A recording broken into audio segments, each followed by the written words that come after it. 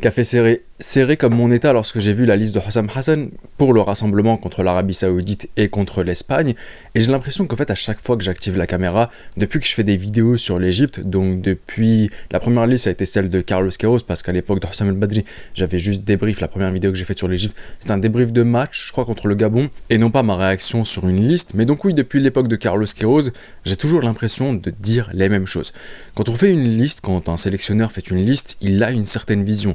Soit il prend toujours des éléments qui sont en cohérence avec sa tactique, un peu comme Deschamps lorsqu'il prenait toujours Moussa Sissoko, il a toujours un joueur qui prend parce qu'il correspond parfaitement à sa tactique, soit tu prends les meilleurs joueurs évoluant de ta nationalité du moment partout dans le monde, donc une certaine cohérence vis-à-vis de tes idées et de ta tactique. Encore faudrait-il avoir une tactique, et là c'est un tout autre sujet.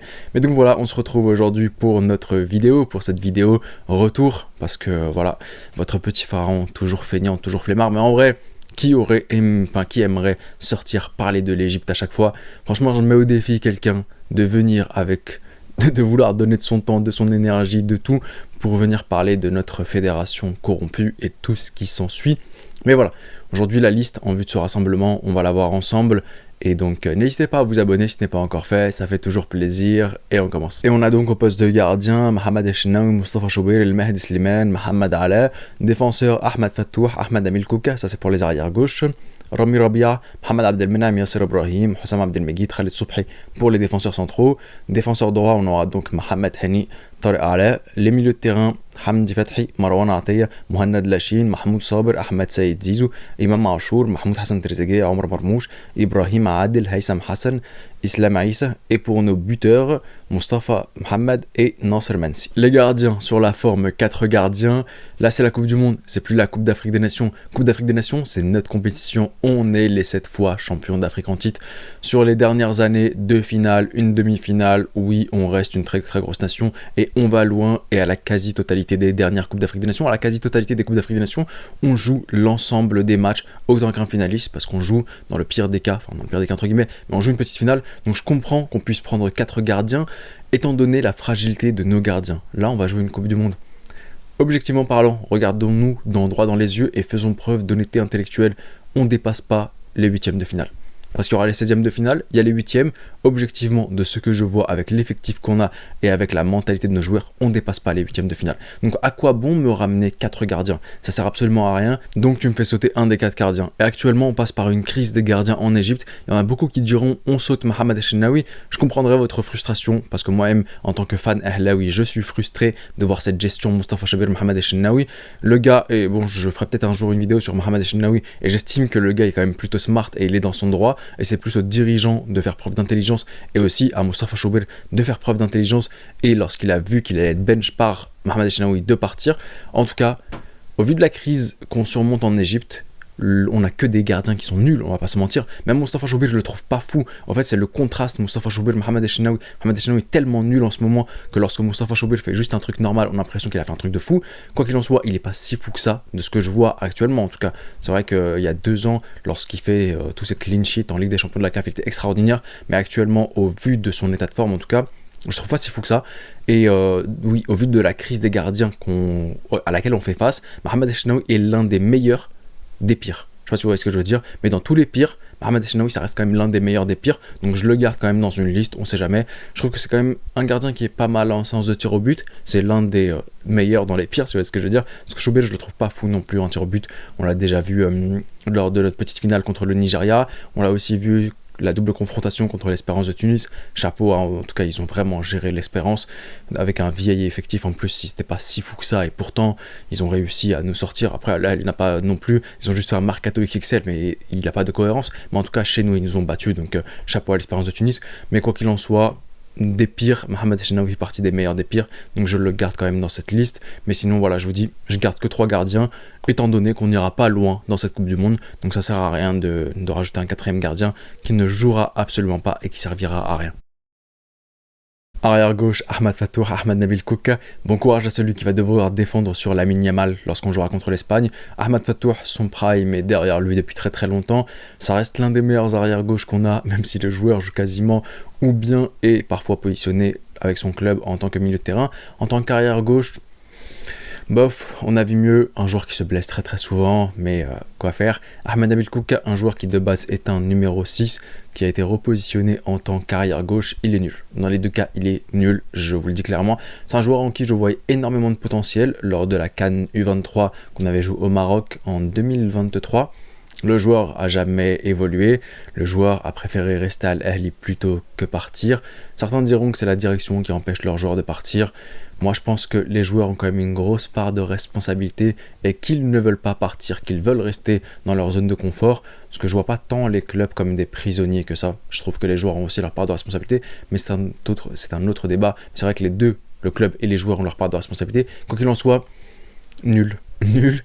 Les défenseurs centraux maintenant, je ne comprends pas la présence de Khaled Sobhi, je ne comprends pas l'absence de Omar Faïd, je ne comprends pas la présence de Mohamed Abdelmenem. Le mec revient de ligament croisé, il l'a même pas encore rejoué, il a participé à des entraînements, il a fait un match amical, il s'est reblessé de ce que je vois parce qu'il faisait pas partie du groupe contre le PSG. Mais le joueur, tu le ramènes, je comprends pas pourquoi tu le ramènes, ça fait partie des éléments sûrs, on sait qu'il fera partie du groupe de la Coupe du Monde. Mais va tester quelqu'un d'autre. Pourquoi tu le prends? Essaye de voir un autre élément. Peut-être qu'il y a un Rami Rabia qui doit sauter, peut-être qu'il y a quelqu'un qui doit sauter, peut-être que Mohamed Ibrahim, où il est, Mohamed Ibrahim de Zamalek, où est-ce qu'il est? Je comprends pas. Tu aurais pu prendre quelqu'un d'autre. Mohamed Abdelmenem, c'est une valeur sûre. On sait qu'on l'aura. Pourquoi le ramener? La seule explication que je vois, c'est pour qu'il puisse parler français avec Haïssam Hassan. Et encore son français, tu vois, il l'a plus trop travaillé. Si tu voulais quelqu'un pour parler français, t'avais qu'à ramener Tahir Mohamed Tahir. Mais je vois pas pourquoi est-ce qu'il est présent. L'absence de Mohamed Ibrahim me choque, la présence de Khaled Sobhi, je trouve que non, en vrai c'est chaud. Les arrières droits avec Mohamed Aleh et ensuite Mohamed Hani. Mohamed Aleh, je vois pas pourquoi est-ce qu'il est présent, sincèrement. J'aurais préféré un Mohamed El Baye, c'est vrai qu'il joue en Youth League, mais il est en demi-finale de Youth League. Je pense que la Youth League, c'est plus compétitif et c'est plus cardio que notre championnat égyptien. Donc j'aurais préféré prendre un gars de 17 ans. Il y en a qui me diront ouais, mais il joue avec des petits et tout, il joue pas avec des pros. J'ai envie de vous dire, au moins c'est un joueur qui sait faire un contrôle, une passe, qui sait se placer, qui sait se projeter vers l'avant. Donc je préfère 1000 fois mieux ça qu'autre chose. Et surtout, je parle d'un principe, c'est pourquoi ne pas donner, nous, en tant que sélection nationale égyptienne, la chance à certains jeunes de pouvoir ensuite glow up en club. Il y a certains jeunes qui n'attendent que ça. Peut-être qu'on les ramène, lorsqu'ils vont briller avec le maillot de la sélection, leurs clubs se rendront compte que ces gars-là, ok, on peut peut-être les mettre face à des joueurs qui sont beaucoup plus grands. Et je pense qu'à son poste, il peut sauter même Mohamed. Enfin, il le saute. De toute façon, il le saute. Nos arrières, ils sont trop nuls. Toute notre ligne, elle est nulle. De toute façon, tous nos joueurs, ils sont nuls. Tu vois, donc bon, que ce soit clair dès le début. Mais pour être un peu plus intelligent dans mon propos, je trouve qu'il y avait mieux à faire à ce poste-là. Et je trouve qu'on devrait miser sur des jeunes plutôt que des joueurs du championnat égyptien, sous prétexte qu'ils ont réussi à faire un centre sur 100 et auquel ça a conduit un but. Donc non, franchement, je suis absolument pas fan de ce qui a été proposé dans cette liste, que ce soit la forme 4 gardiens et même le secteur défensif, nos arrières droits, gauche et défenseurs centraux. Je ne comprends pas où est-ce que va Hussam Hassan et je ne vois pas... je vois pas vers où il se dirige et les choix ne sont pas intelligents, sur la forme comme sur le fond. On passe au milieu de terrain maintenant et je ressors le téléphone parce que le milieu de terrain en sélection nationale égyptienne, en tout cas sur les réseaux lorsqu'ils te soumettent la liste, c'est un peu le fourre-tout parce qu'ils te mettent aussi tes ailiers au milieu de terrain. Peut-être qu'en Égypte on considère nos ailiers comme étant aussi des milieux de terrain. Bref, Hamdi Fathi, top 3 des meilleurs joueurs de la Coupe d'Afrique des Nations. C'est un joueur dont je suis pas très fan, mais en tout cas c'est un joueur qui se bat et un joueur défensivement parlant qui est très chaud. Et même à la relance, il est pas mal mine de rien. Marwan Ataya, je ne le prends pas du tout. C'est un joueur pour moi level coupe arabe. Il est trop petit, je trouve. Et il n'arrive pas à compenser avec une certaine intelligence. Sous pressing, c'est très chaud Marwan Ataya, donc non. Mohamed Lachine, why not? Mahmoud Sabr, je suis pas du tout fan du choix. Je trouve que c'est juste un gars qui dans les grands rendez-vous est pas fou. Et son seul palmarès, c'est de réussir une frappe de loin. Et je crois que ça fait quand même un moment qu'il n'a pas réussi sa frappe de loin. Ahmed Saïd Zizou, pareil, joueur de coupe arabe. Et encore, coupe arabe, il a déjà joué une coupe arabe, il était pas fou. Jeux olympiques, pareil, il était pas fou. Donc non, pour moi, Ahmed Saïd Zizou n'a pas du tout sa place dans cette liste. Imam Achour, ok. Mahmoud Hassan Trezeguet, joueur clutch, mais qui se fait trop vieux maintenant. Et il a un jeu tellement stéréotypé qu'il n'y a plus d'effet de surprise avec ce joueur-là. Je pense qu'il n'arrive pas à renouveler son jeu. Donc oui, excellent en championnat égyptien. Mais le championnat égyptien, qu'est-ce que c'est finalement? C'est un championnat qui est limité, qui est pas fou. Donc oui, facile de performer, mais dans les grands rendez-vous, non. Omar Mormouche, ok. Ibrahim Adel, ok. Haïssam Hassan, ok. Islam Aïssa, non. Donc les grands absents de cette liste-là, Nasser Mahir, je vois pas pourquoi est-ce qu'il n'est pas dans cette liste-là, Nasser Mahir, Mohamed Shahata, son absence dans cette liste me choque un peu. J'aurais aussi voulu qu'on mise sur des joueurs comme Omar Abdelmegid, Omar Megid de Hambourg. Et on me dira qu'il a jamais eu de temps de jeu avec les pros, c'est vrai, mais c'est un joueur qui a déjà évolué. En tout cas, s'est entraîné dans le groupe des pros parce qu'il figurait dans des listes de pros. Thibaut Gabriel, je l'aurais aussi pris.